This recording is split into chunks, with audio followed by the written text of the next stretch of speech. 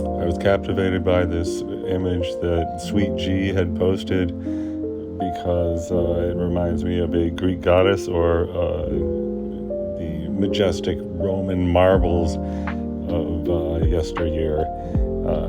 I thought it would practically draw itself because I have an affinity for, the beautiful woman in the Greek bronze or the Roman marbles. So a lot of those Greek sculptures are goddesses and, goddesses of war and power and strength. So I thought that would be a very appropriate likeness here for Sweet G. By the way, Sweet G is a clapper celebrity and motivational queen and has a gift for nuanced humor. So be sure to go check out her page if you want to have some fun here on Clapper. Anyway, so it started out, yes, it did kind of draw itself, sort of, in a way. And so I was trying to, I was using the 3B pencil mostly here. And then for those lighter tones, I was using a 6H pencil.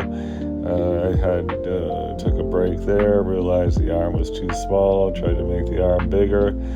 I try to work on the background, so the background does not, overwhelm, and, it's a challenge to do a made-up background. Anyway, getting here to the actual figure, which is the, most important part of a Greek or marble sculpture of a beautiful woman, so I really wanted to get that right, and it was coming along okay. And here I was hoping I was done, but then I noticed that right by her torso on the right, was just too much contrast there. It attracts the eye, and we want the eye, of course, to go on the lovely face. So then I took a eraser here. Oh, here's a real-time scene. I forgot to speed this one up. Anyway, so we're trying to lighten the contrast there against the torso, and then I wanted to develop more contrast nearer to the face, so I thought that up by the hair and around the phone would be a good way to have the most contrast around the face. The